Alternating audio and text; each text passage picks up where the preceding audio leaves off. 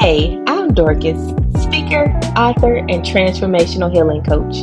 For the past 5 years, I have been joyously healing from a life of abandonment trauma, rape, suicidal ideations, molestation, and so much more. Now I get to live in my purpose while empowering you to embrace the joy of your own healing journey. I unapologetically spoke my truth and I did the work.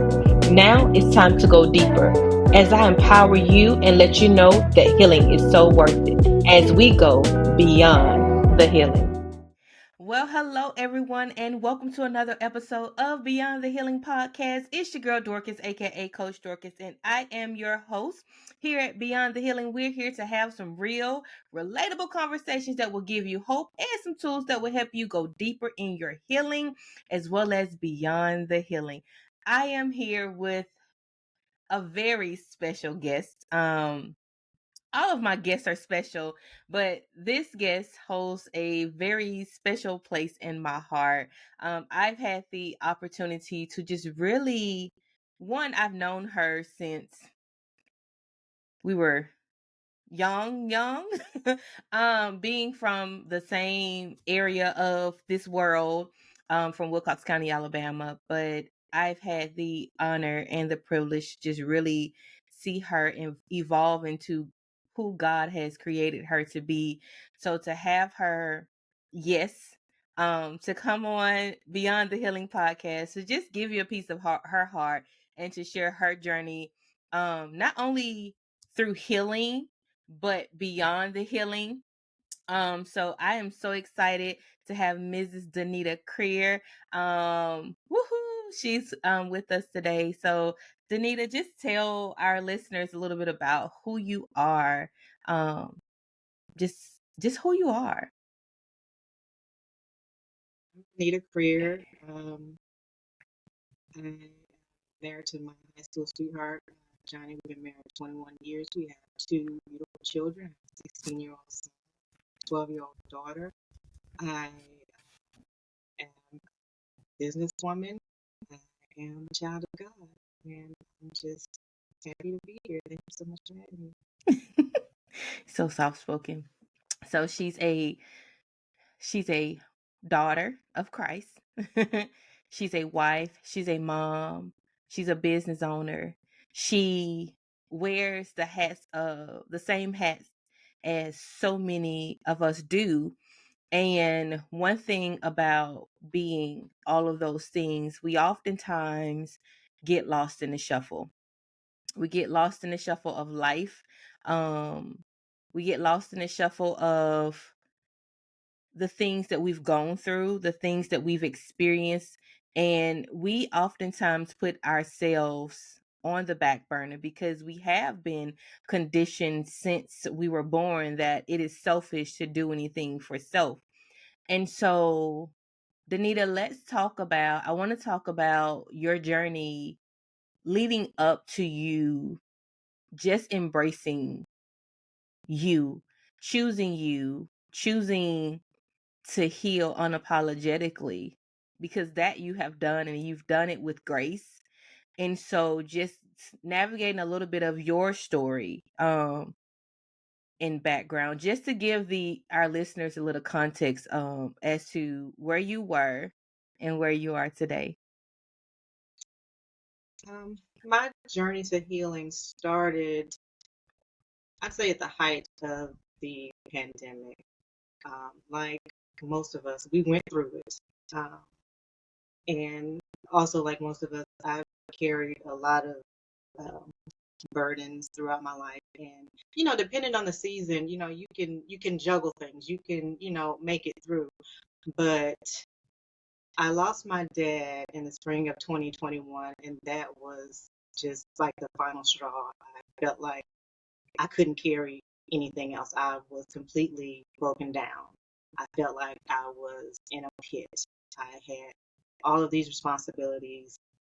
I have an elderly mother to take care of, two kids, a husband, a job. I work in public health, a small business owner.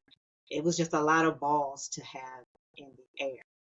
Um, and this opportunity couldn't have come at a better time, and it was absolutely God sent. And I'm so grateful that God loves me enough to uh, connect me with this beautiful soul right here who was obedient to her calling and is doing exactly what God asked her to do. And I'm just so grateful. But God works, through people, and I'm glad I said yes, and it was an easy yes. And He knew who to send because, and I've told you this before, there's no way I would have done anything like this with anybody else, and He knew that. So yeah. Listen, so when she say done anything like this, and correct me if I'm wrong, she's talking about her healing, like choosing to heal, with the passing of her father, and oftentimes it's that thing, like, we hear the saying, the straw that broke the camel's back. We can juggle, we can carry the load. We've been carrying the load, but something happens and you realize just how heavy that load is. Like, you realize, just like what am I doing? Like, what am I doing carrying all of this stuff, and how is it benefiting me? And that's when that's that straw that broke the camel back. Is like, okay, I've been carrying this, but I can't carry anything else, God. And when you get to that point, it's literally like everything falls. Because you can carry all the stuff you've been carrying because you're used to it. But when you add that additional piece of weight that knocks everything off balance, what do? You just let everything fall. But in everything falling, you realize that, oh crap, what am I going to do now?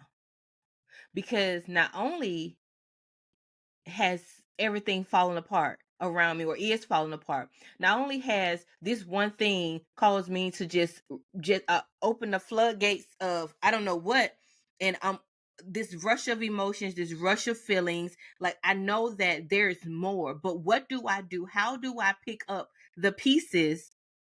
Because this thing has happened, and in your case it was the loss of your father, and you're like, okay, that's it for me. I can't. What else?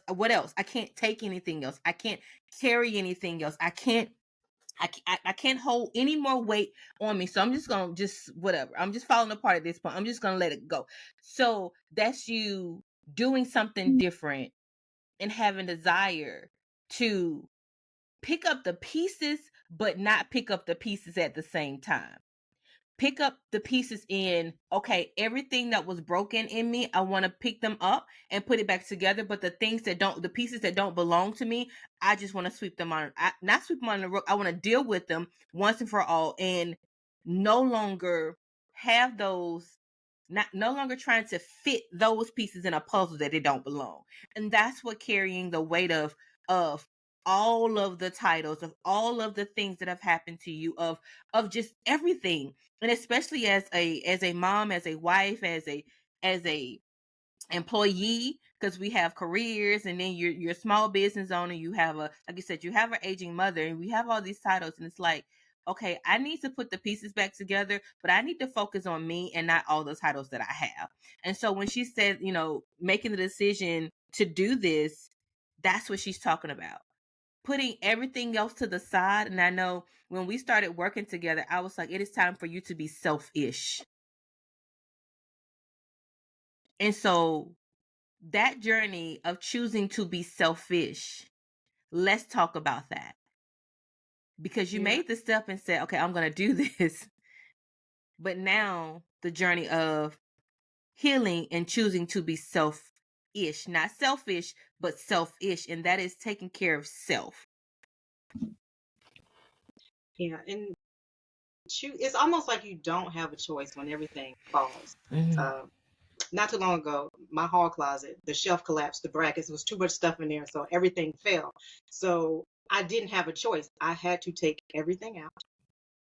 I had to go through everything I had to get rid of some things and I had to choose what I wanted to keep. It's the same thing. You don't have a choice when Oh everything yeah. collapses and it's such a big mess. You don't have a choice. You have to do the work. And so that's where I was. And I think one of the first things you had me do was to make a list of my priorities. And the light bulb moment was when I was not on the list. Not only was I not near the top of the list, I wasn't even on my list. And that just blew my mind. Like, I have to take care of all these people. I have all these responsibilities, but I'm not my own responsibility. Mm-hmm. And I just, how sad is that? You know? So I made the choice, not only will I be on the list, but I'm going to be at the top, right after God. It's going to be God, me, and then everybody else. Because everybody else is going to, if I'm fine, then everybody else can be fine. Yeah. And so one thing that I learned in putting myself first, being selfish, was that a lot of the things that I was juggling, some of them weren't my responsibility. I Mm-hmm. had to let them go, and so I did. And the things that were my responsibility, when I put myself first, things that were difficult then became easy. There was like an anointing of ease on my life when I put myself at the top of the list because I was focusing on me. I was focusing on the things that God wanted me to focus on. And that was liberating. I often say the air is crisp.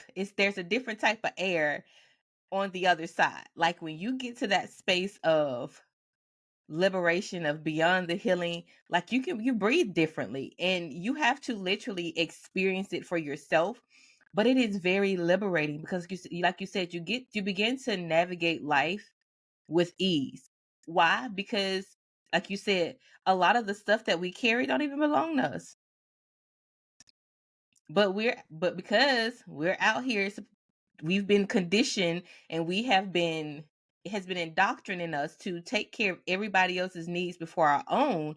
We take on everybody else's crap too. And I say crap because that's their crap. Because a lot of times it's the stuff, their decisions and their choices, and we're trying to fix it. We're trying to fix everybody else. We're trying to help themselves, and nobody's helping you. Like you said, you weren't even on the list. Who was looking out for Danita? Who was looking out for Dorcas? Who's looking out for you when we're not even on the list? And I remember my husband asked me to make that list. He's like, who's your set of priorities? Who are your priority? Like, tell me what's your set of priorities. And this was me after going through the healing journey, and he had to get to know the new Dorcas. Like, he went on this healing journey with me, and your husband went on this healing journey with you. He wasn't in the sessions and he wasn't doing the work, but he had to really get to know a selfish Danita. Not that I'm negating my roles as a wife, not that I'm negating my role as a mom or as an employee or as a business owner. It's just that I am choosing to take care of me because I understand if I'm good, everything else is going to fall in place because I'm able to navigate life, like you said, with ease. I'm able to navigate life in a liberated mindset, and with a liberated soul, almost, in a sense, because you're not weary, you're not burdened, you're not heavy with all of the stuff that you thought that you had to carry, and it wasn't yours. But you made a great point. You chose to do it. You chose to do it. And like your closet, you could have left the mess there. When it all fell apart, you could have left the mess there and just said, screw it. It is what it is. I'll pick it up whenever I pick it up. But if you want any type of order, any type of order in your life, you're going to pick up the pieces. You're going to throw away the things that don't belong, the things that are too heavy to be on the shelf. You're going to put them in the right place. And oftentimes those are the things that we have to give to God, for real. Give to God or give it back to whoever it belongs to, because that's typically we've taken on the heavy burdens of others. That's the space. That's the space. So And I was feeling very overwhelmed. And that was my word for the year, order. And it was because I felt like I was just living in chaos. And I was like, Lord, I need order. And then here he comes. Yeah, you need order, but you need to order this list and put you in the right spot. That's the order that you need. So that was y'all, that was so funny. She was like, my word for the year was order, but I didn't expect it to be like this. I'm thinking he was just gonna move a couple things and like he literally and like I said, he literally disrupted her life, really disrupted everything. Like she is, I need list, I like type A structure. God disordered everything. He blew up everything in order to bring order to her life. And that was, she was like, I asked for order, but whew, my God, but be careful what you ask for, because the thing about it is, order, your vision of order wasn't God's vision of order. But you said, bring order. I need order. So you're asking him for order. So of course, what's gonna happen? His will is gonna be done. So all she needed to do was ask for order. And that's how he orchestrates. When you pray and ask God for a thing, you better be real specific, because he's going to give you exactly what you need in order to carry out his perfect will for your life. And he knows when you're ready. He knows. But you had to get to that point where, God, I can't take any more of this. I can't do this I really can't do this by myself anymore. He's going to get you to that point where the only person who can fix it is him. But in him fixing it and you having faith that God is going to provide the order, you still had to do the work. And that's the part of healing. You choose to heal. You choose to pick up the pieces and then give away the pieces that don't belong to you. That's a part of the work.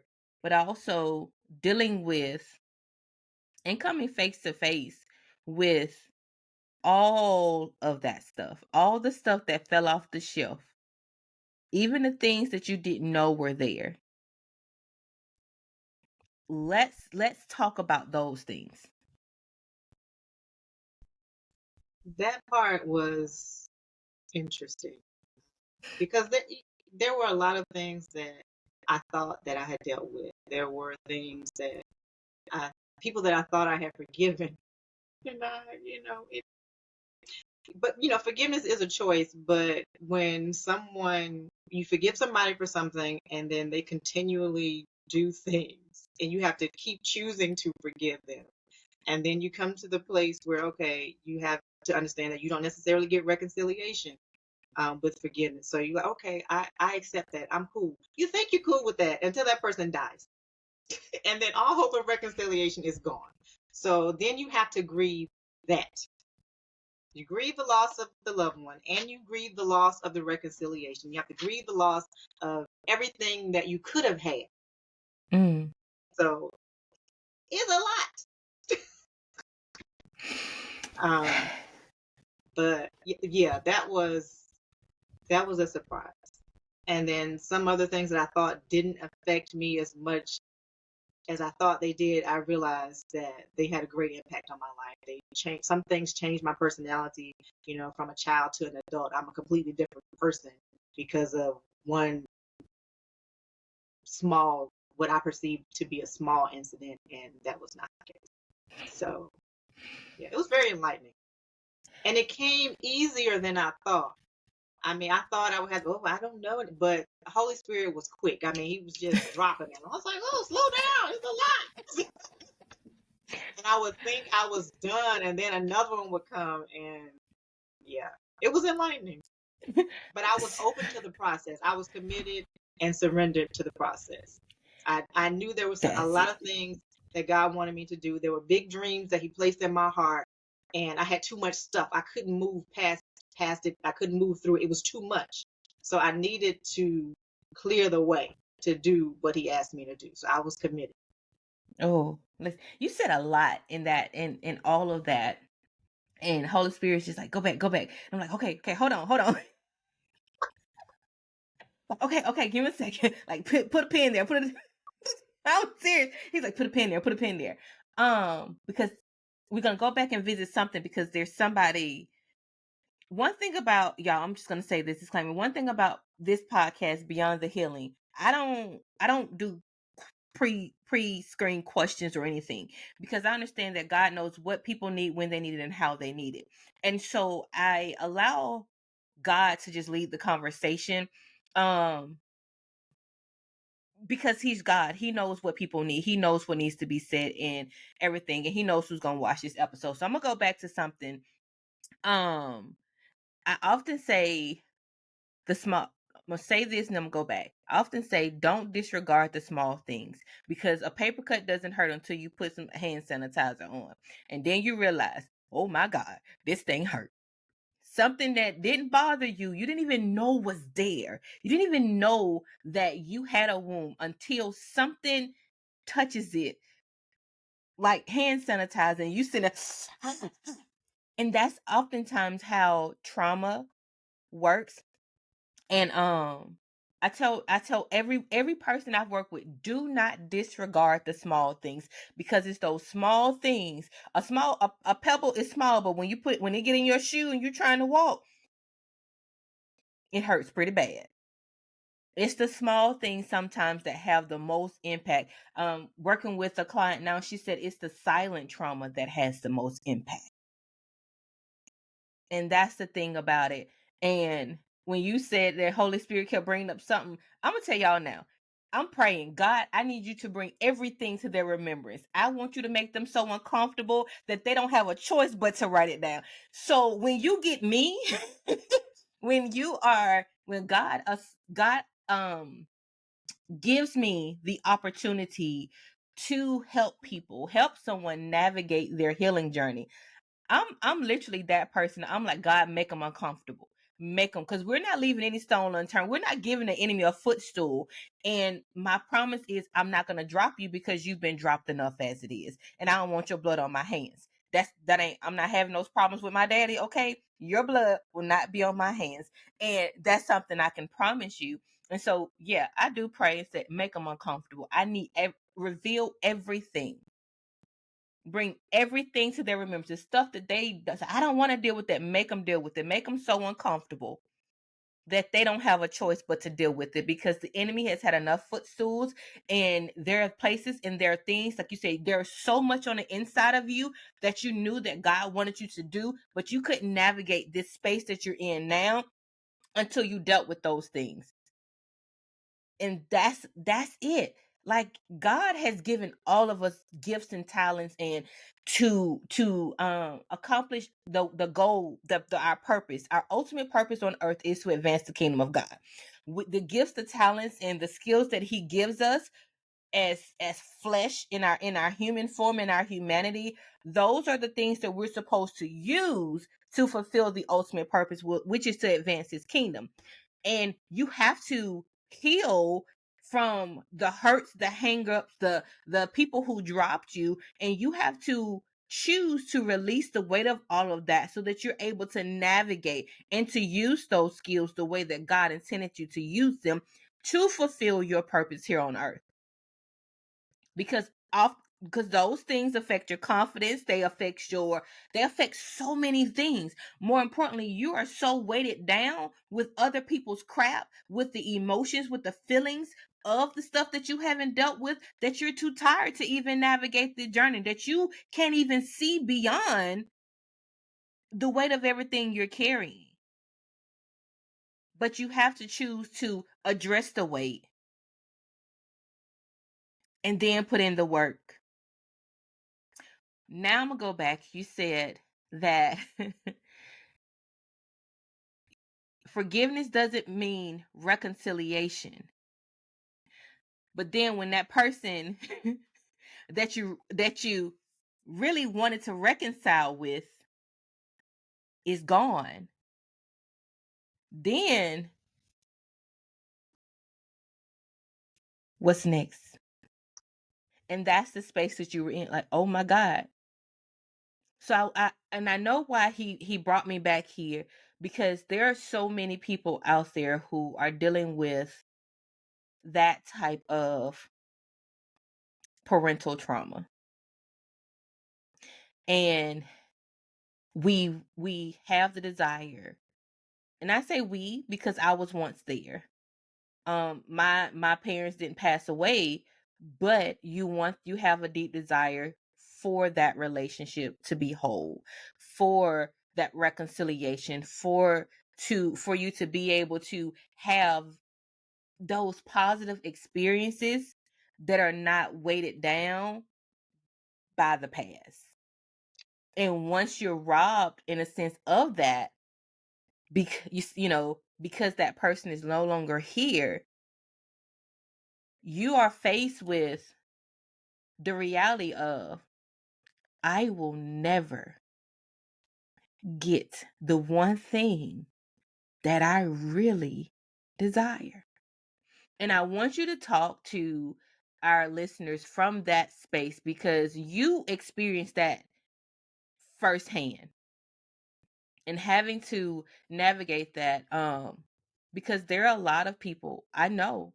I don't know them personally, but I know there are a lot of people in this world, on this earth. Some may be listening now, some may listen to this later, who are at that place in their life where they have desire, they feel as if they've forgiven and they really don't need that reconciliation. But once that person is no longer here, and that the reality of actually reconciling will never happen, and they have to come face with that day, I want you to just really talk from that perspective, because it's needed. My father and I had a very strained relationship all of my adult life. Um, that wasn't always the case. When I was a kid, I was a daddy's girl, but some things happened and our relationship became strained.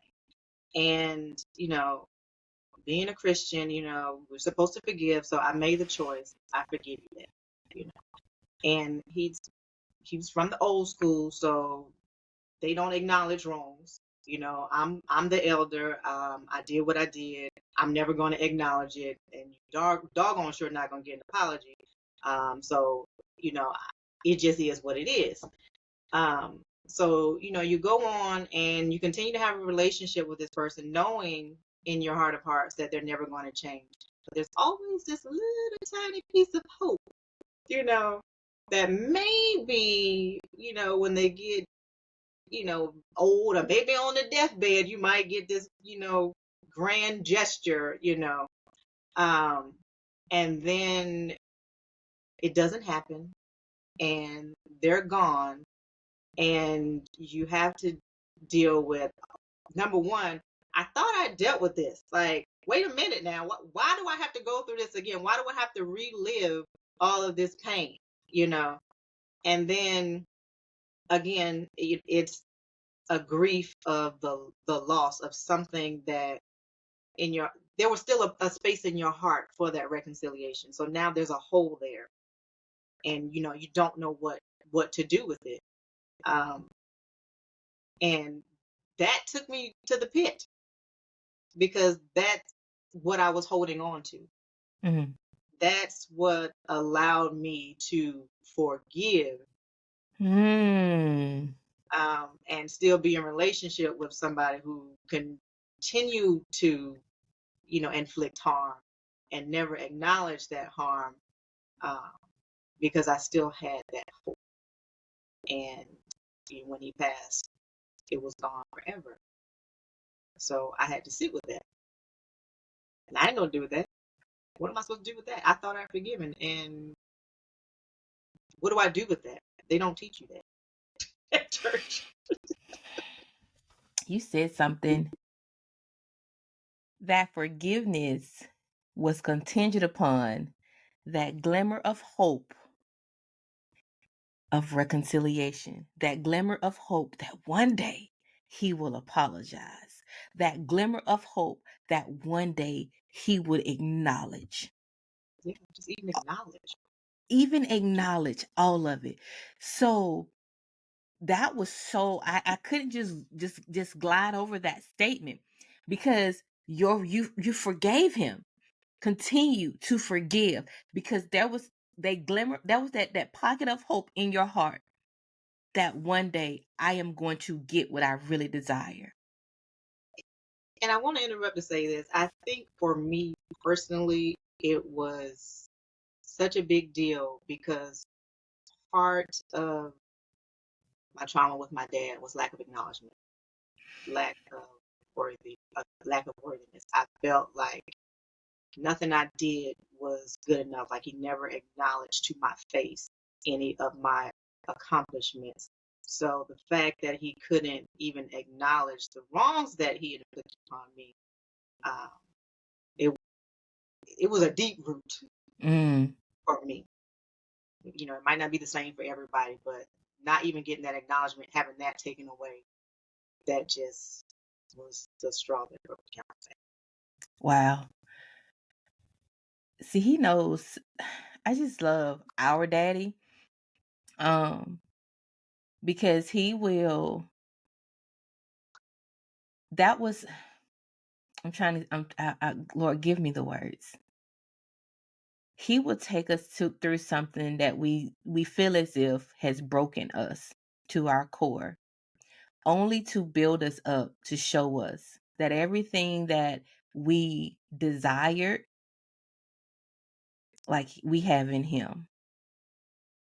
But you're only able to really see that when you come face to face with your earthly reality. And daughters are naturally supposed to be daddy's girls. And you made a statement, said, oh, y'all had a great relationship at one time. And then things went awry. But for you to, one, not even get the acknowledgement of just being who you are in your accomplishments, in all of those things, but then you're not even going to acknowledge the big elephant in the room and how it affected me. And so that deep-rooted lack of acknowledgement, yeah, all of it went out the window. He'll never get a chance to acknowledge how great you are. He'll never get to tell you how proud of you he is for you doing A, B, C, and D. But not only that, you've been forgiving him, and now he's gone and he will never acknowledge what he did to you. And having to mourn all of that. You're mourning his physical death. You're mourning the hope that you lost with him dying. You're mourning the thought of ever being acknowledged. There was so much mourning wrapped up in the passing of that one person. Yeah. Yeah, it affected everything in my life. So, the lack of acknowledgement led to me feeling unworthy. I know my daddy loved me, but I didn't feel it. Like I felt unloved. So, anybody else showing me love or affection or it was hard to accept being a part of this. That is one of the biggest changes, by the way, beyond the healing. So, Girl, I it's feel so loved now. So that brings me joy, and that's the thing. That's what it's all about, being able to really experience that life more abundantly. He said, I come to give you life and life more abundantly. And it doesn't always mean money and material things. Like, for you, because of the the experiences that you had with the lack of acknowledgement. And that is something that so many people deal with. You begin to feel as if, am I unworthy of it because I'm not being acknowledged for it? And not knowing how to accept it. And, here we are, you're married, all these things, your husband wants to love on you, but you have difficulties accepting love from him. And that's why we have to get to the root of the issue. And oftentimes, from what I've experienced, it's the root of it goes back to the people we idolize the most first. That's our parents.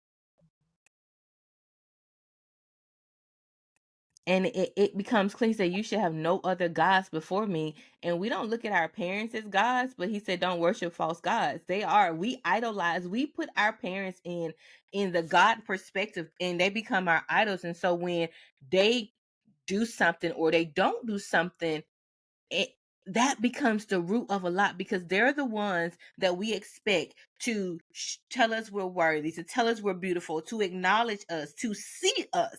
And when they don't see us, how is the world going to see us? How can I expect the world to acknowledge me?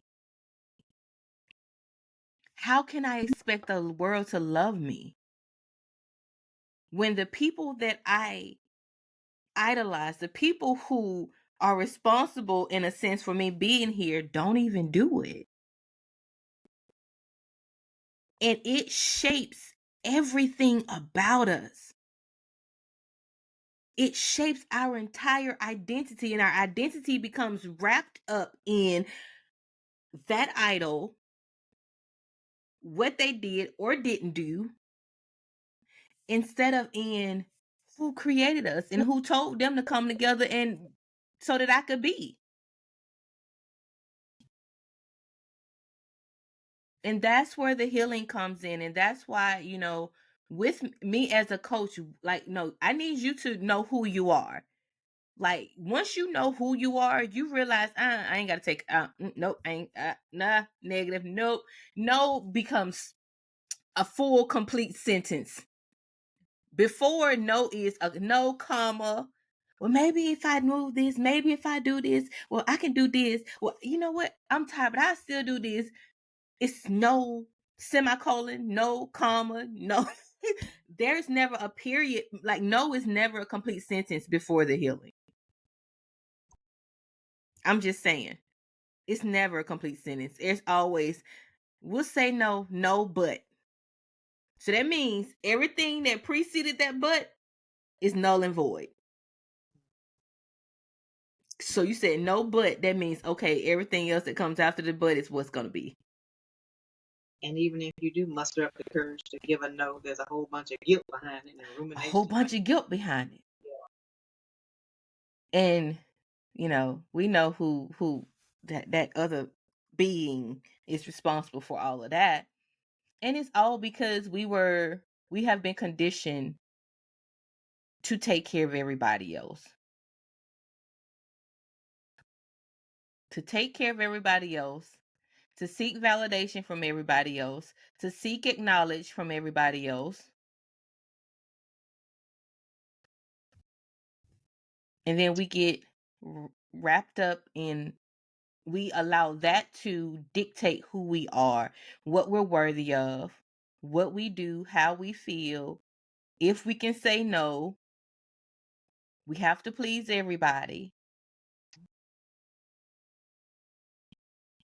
But in reality, I ain't pleasing nobody but God.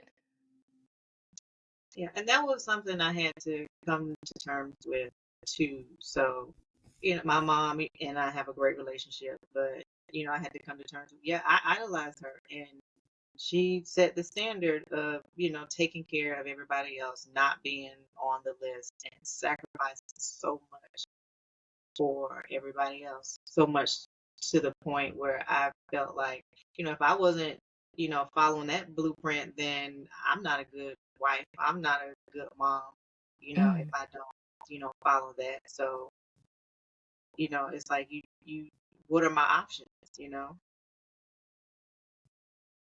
That's the best to ever do it, and if she just suffered through and carried all the weight, then I should be able to do it too. I mean, one of the compliments that my dad used to always, give to my mom was, oh, she's so strong.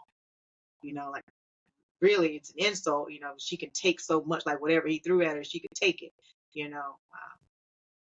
But yeah, that was difficult to come to grips with too. and the thing about it is, and it's not, it's learned behavior. Because like you said, we watch the people before us do it, and it's oftentimes the people we idolize, the people we hold closest to our hearts, and we was like, okay, they're such great people, I need to follow their blueprint. And if it means broken down, tired, neglected, all those things, I got to do it. And none of that is biblical. And none of it is biblical. But he said, when you learn better, you do better. And I know that was just something, even coming to terms with that, like I learned this from my mom. That's okay. But you're the one who gets to show your daughter something new. And that's what being the chosen one is all about. That's what being a curse breaker is all about. That we get to show those who come behind us how it's supposed to be. But we have to go through a transformation. God has to basically allow the shells to fall,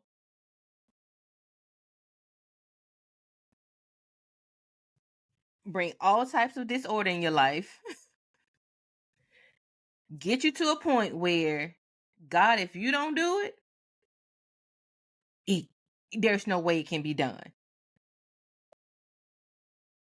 And get to that point where we say, I'm sick and tired of being sick and tired. No, when you're sick and tired of being sick and tired, because guess what? You will let it all fall and be like, you know what, God, do this thing, because if you don't do it, it ain't gonna get done. And I'm tired. When you reach the end of self, and the only other beginning is Him, like you have one option. You reach the end of yourself, the end of your rope, and there's only one other rope. That's the space. That's the space. There's not any other options. There's only one other rope, and that's God. And that's the rope that is going to get you from where you are to where you were supposed to be in the first place. But everything that you endured along the rope of you has equipped you with all the tools that you need to fulfill your ultimate purpose here on this earth, which is to advance His kingdom in whatever way possible, whatever way He has desired for you. Whether it's you the one to show the generation behind you and your family how to be selfish and still take care of everything else that you need to take care of, or how to be able to use your gifts and talents and not be beat down. You get to change the narrative. You got the chance to change your narrative. You could have stayed at the end of your rope and just stay there. And the sad reality is, so many people get to the end of their rope and just stay there. They don't choose the other rope.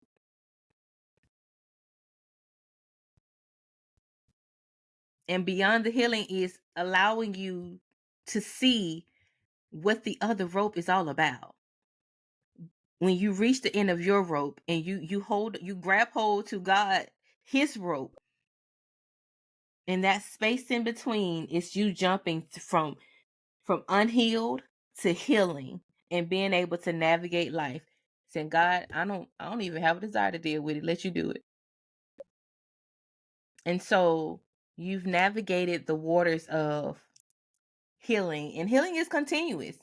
And I get text messages, and y'all, I have to tell y'all, I get so much joy when I get text messages from the people God has blessed me to walk alongside in their healing. She did the work. She did the work. I was just here to hold a hand. I was just here to navigate, help her navigate, because I couldn't heal for her.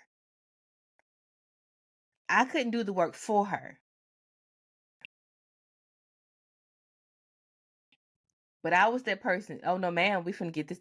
We gonna do this, because there was some nights, some days where we had to shift and say, no, we gonna address this and be that hand in her back. We about to make the hard decision. We're about to do the hard thing. No, you can do this. You're gonna push through this, because this is only temporary. You're gonna push through this right here, so that we can deal with it once and for all.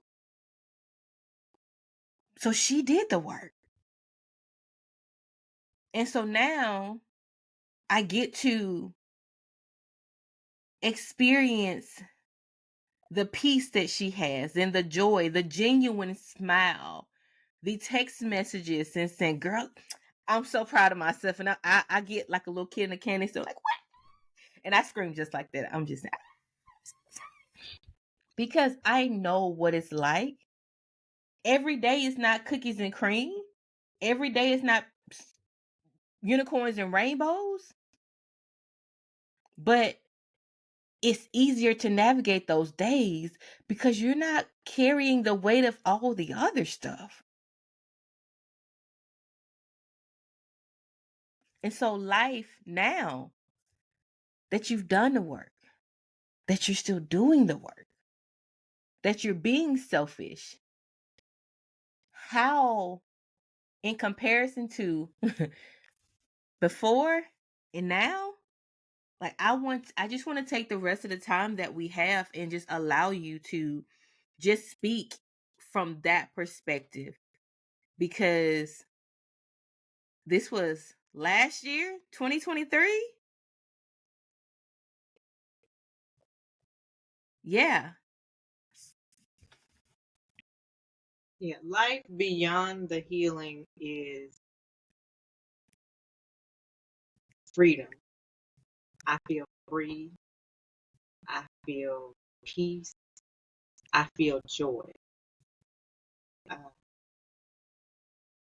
like I said before, most of all, I feel loved. I feel loved by God in a way that I wasn't able to feel before. Like, I know God loves me, but He shows up in big and little ways, and I can feel the little ways so much easier now. Like, ooh, God, thank you. You didn't have to do this, but I appreciate it. I feel so loved by my husband. I mean, I know my husband loves me. I don't really think he's changed, but I feel so loved by him. And he's not a words guy. His love language is acts of service. So he's always doing little things for me, but they feel so much bigger now. Mm.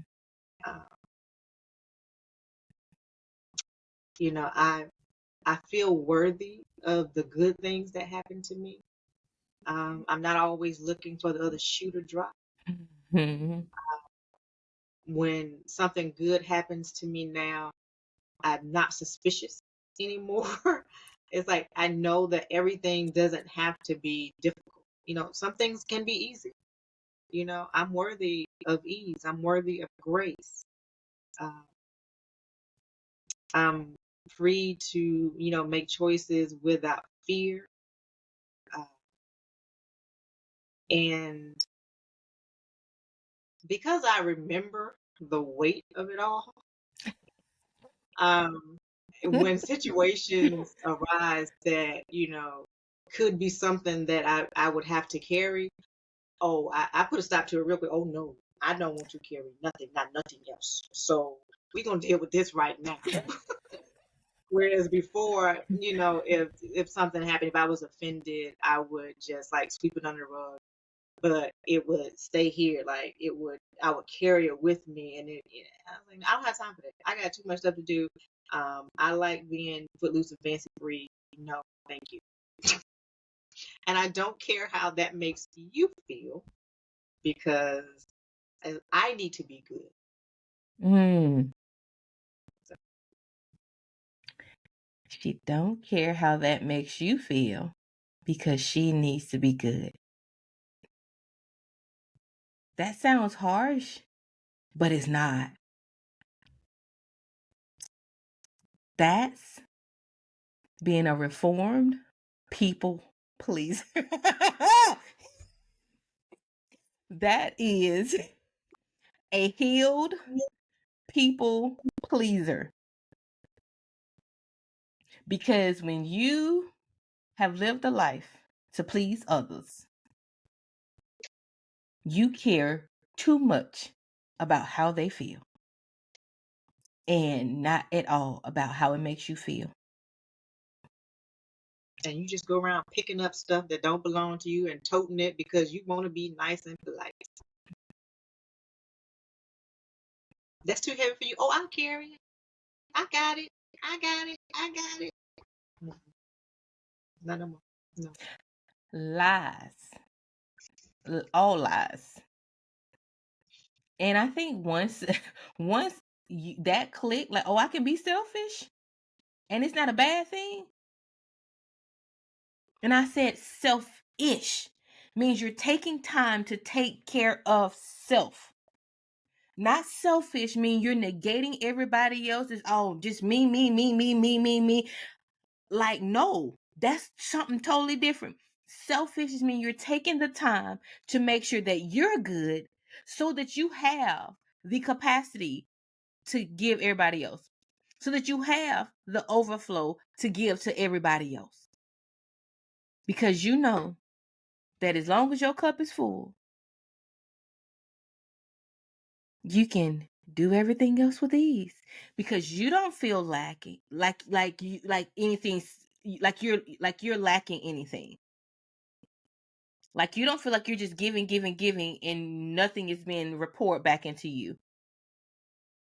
And like I said, especially Black women, they're not angry, they're not bitter, they're not mad, they're just tired and they're empty. Tired and empty. And it gets misconstrued or misunderstood as being an angry Black woman, as being a bitter Black woman. No, we're just tired of carrying everybody else's crap, and nobody has given me the permission to take care of me. Well, here it is, darling. You have the permission to be selfish, unapologetically selfish, to make sure that your cup stays full and that everyone else gets your overflow. Because I'm gonna tell you this now: if I don't have overflow, I can't pour. Because I'm not gonna be doing it from a cheerful heart. He said, I'm just saying. That means I have taken on something that doesn't belong to me, that I haven't addressed something, or that I have been neglecting me. So I'm giving you what's in my cup. And that math don't math in the world of beyond the healing, where I plan to remain. It's a daily choice, Mm-hmm. because sometimes, we're tempted to backslide. I still sometimes want to, I'll put this off because, this for this person, that's more important. But my word for this year is now. So it's a constant reminder, to no, not later, now, because I deserve it. It's my time. It's my time. It's my I'm at the top time of to this thing. shine. Yeah. And that's what it is, like you said, God, you, if you're married, your spouse, then your kids, and then everybody else. If you're not married, God, you than everybody else. I have whichever order you put it in, because before there was anything else, it was just you and God. And this world has tricked us into believing that we're not even supposed to be on the list.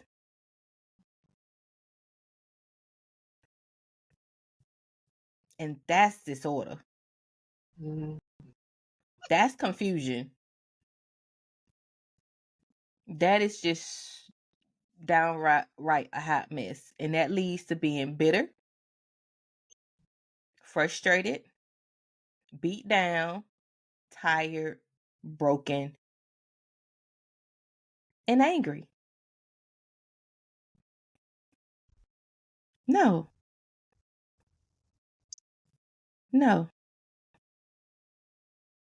In life beyond the healing, Danita said it best.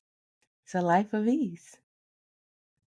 It doesn't mean that you won't go through things or experience things anymore. Just the fact that you're able to navigate those seasons of your life a little bit easier because you've done the work to release the weight, and you have order in your life, and you know how to take care of self unapologetically.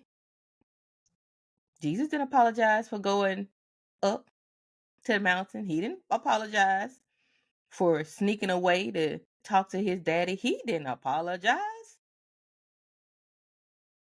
I'm not either. He didn't apologize for resting.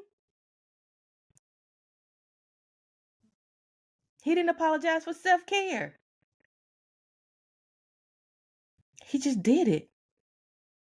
In the words of my grandma, if you got a problem with it, that's your red wagon. You can push it or pull it. Either way it go, it's yours.